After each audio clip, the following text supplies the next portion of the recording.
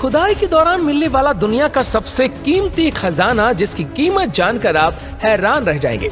साल 1922 में British archaeologist Howard Carter King's valley में अपनी साइट पर काम कर रहे थे कि अचानक उनकी नजर सीढ़ियों जैसे एक स्टेप पर पड़ी।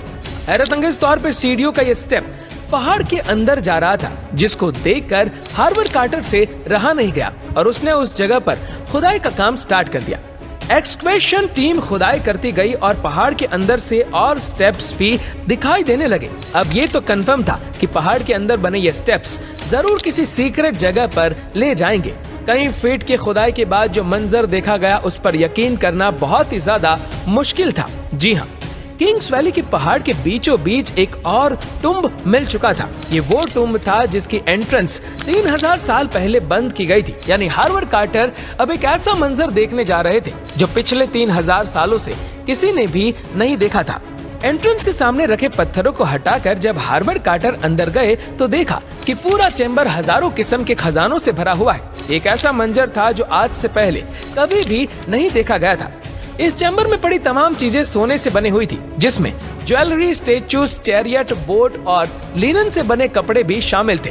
टुम्ब के अंदर एक और चैम्बर भी मौजूद था जहां पर गोल्ड कॉफिन में एक मम्मी भी मौजूद थी, जिसको बहुत अच्छी तरह प्रिजर्व किया हुआ था। बाकी तमाम खजाने को तो छोड़े, सिर्फ मम्मी का कॉफिन कवर ही 19 केजी प्योर गोल्ड से बना हुआ था।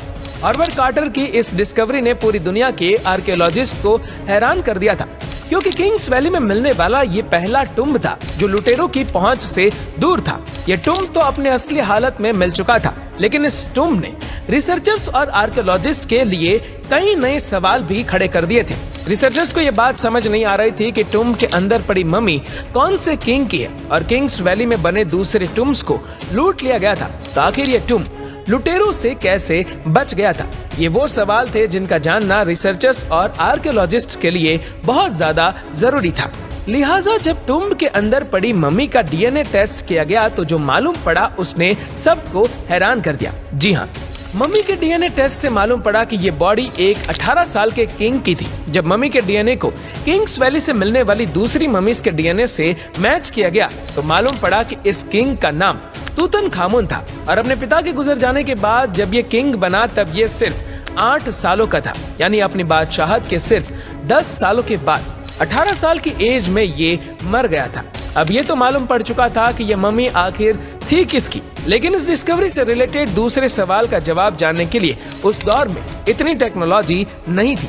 आखिरकार 1939 में 18वीं डायनेस्टी के किंग तूतनखामुन के टुम्ब को तलाश करने वाले हॉवर्ड कार्टर भी इस दुनिया से चल बसे। उनके गुजर जाने के बाद टुम्ब पर रिसर्च का काम भी रुक गया, लेकिन कई सालों के बाद इजिप्टोलॉजिस्ट आलिया इस्माइल टेक्नोलॉजी की मदद से टुम्ब की बाकी मिस्ट्रीज को सॉल्व करने के लिए मैदान में उतर आई कि ये टुम्ब किस वजह से लुटेरों से बचा रह गया था। जब 1922 में हॉवर्ड कार्टर ने ये टुम्ब तलाश किया था तब टुम्ब की एंट्रेंस पर बहुत सारे पत्थर पड़े थे। पत्थरों का ये मलबा यहाँ से मिलने वाले दूसरे टुम्ब्स की एंट्रेंस पर मौजूद नहीं था। इसी वजह से शायद लुटेरों को ये टुम्ब नजर नहीं आया। लेकिन अगर ये पत्थर दूसरे टुम्ब्स की एंट्रेंस पर नहीं थे तो ये तूतनखामुन की टुम्ब पर आए कैसे? ये जानने के लिए जरूरी था कि इस जगह को ड्रोन की मदद से एनालाइज किया जाए। आलिया इस्माइल और उनकी टीम ने जब ड्रोन फुटेज देखी तो उनको पहाड़ पर पानी के गुजरने की जगह नजर आई।